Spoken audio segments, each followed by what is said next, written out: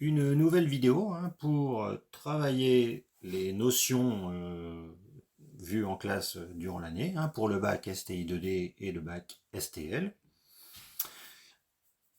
Le sujet, les questions sont dans la description de la vidéo. Alors je vous conseille, comme d'habitude, vous faites le sujet, vous répondez aux questions et puis ensuite vous comparez avec la vidéo pour voir un peu si vos réponses sont correctes, si elles sont bien rédigées aussi, et puis s'il y a des erreurs, de pouvoir les corriger et se mettre au point pour le jour du bac. Donc ici l'exercice consiste à travailler autour d'une fonction exponentielle et donc de son étude. Donc avec des limites, des dérivés, tableau de variation et une équation. Alors, on nous donne une fonction f définie sur r par f de x égale a exponentielle moins 0,4x plus b. A et b sont deux réels, dont pour l'instant je ne connais pas la valeur. Alors, première question, qu'est-ce qu'on me dit? On me dit que la limite, donc je l'avais dit, des limites, donc la limite de f en plus l'infini, c'est 5. Et on me dit, à partir de ça, déterminer la valeur de b. Donc il faut que j'utilise cette information. Donc déjà, la limite de la fonction f, c'est donc la limite de toute cette fonction-là. Donc, qui dit la limite de toute cette fonction-là, il faut déjà que je regarde la limite de cette partie-là, exponentielle, moins 0,4x, quand x tend vers plus l'infini. Donc ça, voilà, c'est ça. Alors, donc qu'est-ce qui se passe? Mon x, il tend vers plus l'infini. Ça veut dire que, donc ça, quand x tend vers plus l'infini, on va le noter comme ça. Donc, moins 0,4x va tendre vers moins l'infini, quand x tend vers plus l'infini. Or, qu'est-ce qui se passe? La limite de l'exponentielle en moins l'infini, puisque maintenant, cette partie-là, je suis en moins l'infini, la limite de l'exponentielle en moins l'infini, alors comment on va le noter? On va le noter tout simplement comme ça.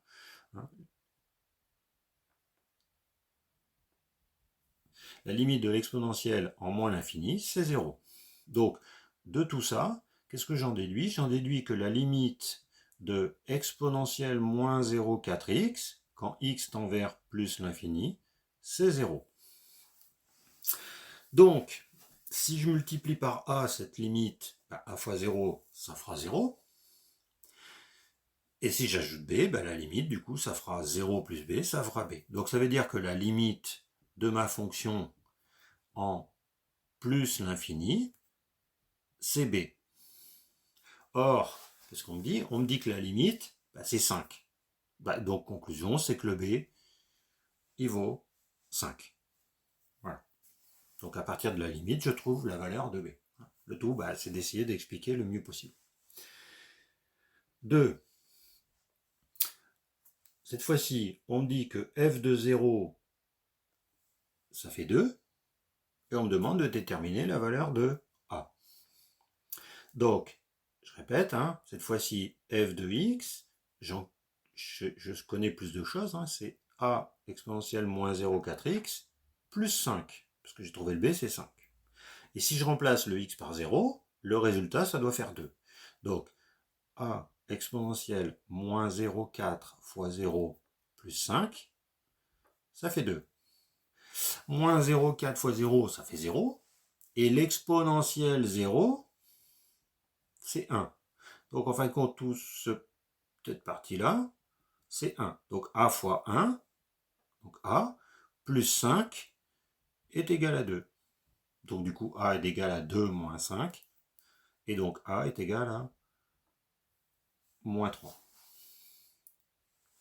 Donc, j'ai trouvé mon a et mon b, ce qui fait que ma fonction f, c'est quoi? C'est moins 3 exponentielle moins 0,4x plus b. Voilà ma fonction f. Donc voilà pour ces deux premières questions qui consistaient donc à trouver les valeurs de a et b à partir d'informations, 1 sur la limite, 2 sur une image par cette fonction. Donc, on enchaîne sur la suite de l'exercice, et dans la suite de l'exercice, on note qu'on va travailler avec la fonction f, telle que f de x égale moins 3 exponentielle moins 0,4x plus 5. Donc, f de x égale moins 3 exponentielle moins 0,4x plus 5. Donc, qu'est-ce que ça veut dire tout ça? Ça veut dire que je retrouve donc les valeurs que j'avais cherchées dans les questions 1 et 2, le moins 3 et le 5, et que si j'ai eu du mal à les trouver, en tout cas, je peux maintenant reprendre l'exercice à partir de la question 3. Donc, voilà. Et éventuellement, peut-être retrouver des erreurs qui seraient faites aux questions 1 et 2. Bon. Donc, question 3. Qu'est-ce qu'on me demande? De trouver f' de x, c'est-à-dire la dérivée de la fonction f.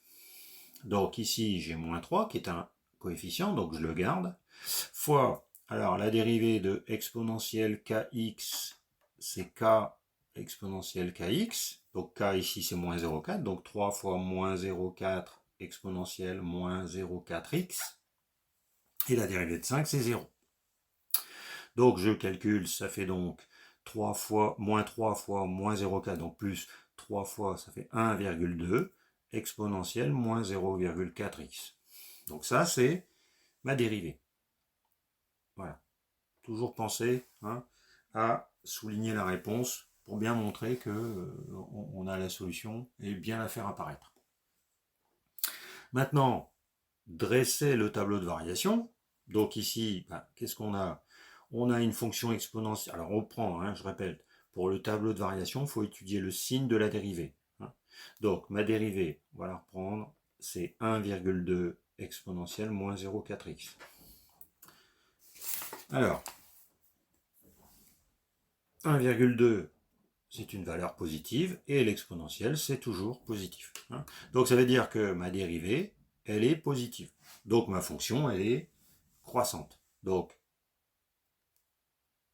tableau de variation, j'ai une fonction croissante.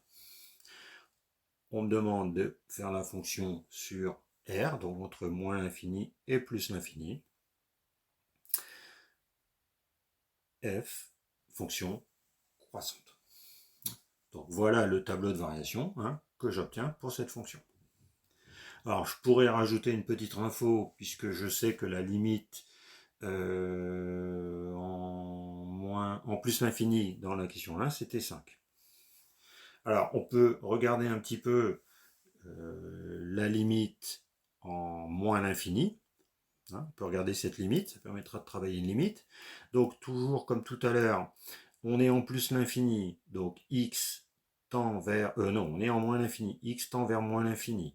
Donc moins 0,4x tend vers plus l'infini, quand x tend vers moins l'infini. Donc, exponentielle moins 0,4x tend vers plus l'infini, puisque un exponentiel en plus l'infini, c'est plus l'infini. Mais comme la fonction exponentielle ici est multipliée par moins 3, je vais donc avoir moins 3 fois plus l'infini, c'est-à-dire moins l'infini. Donc ma limite en moins l'infini, ça va être moins l'infini. Voilà. Alors on est bien d'accord qu'on ne peut pas mettre plus l'infini, avoir une fonction croissante et aller ensuite à 5. Ça ne serait pas cohérent. Donc voilà un petit rappel pour cette limite. Même si ici, tableau de variation, on ne nous demande pas forcément les limites.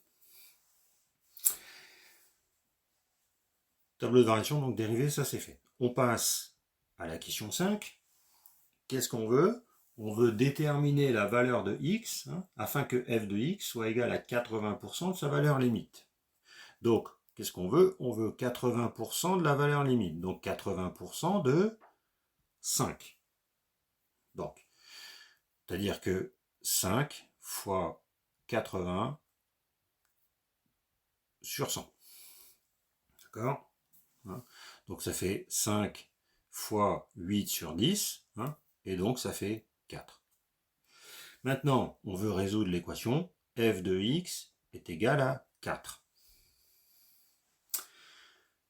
On reprend la fonction, moins 3 exponentielle moins 0,4x plus 5 est égal à 4.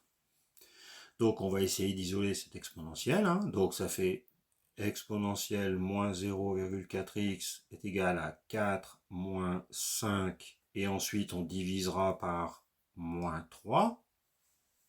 4 moins 5, ça fait moins 1, donc ça fait 1 tiers. Donc exponentielle moins 0,4x est égal à 1 tiers.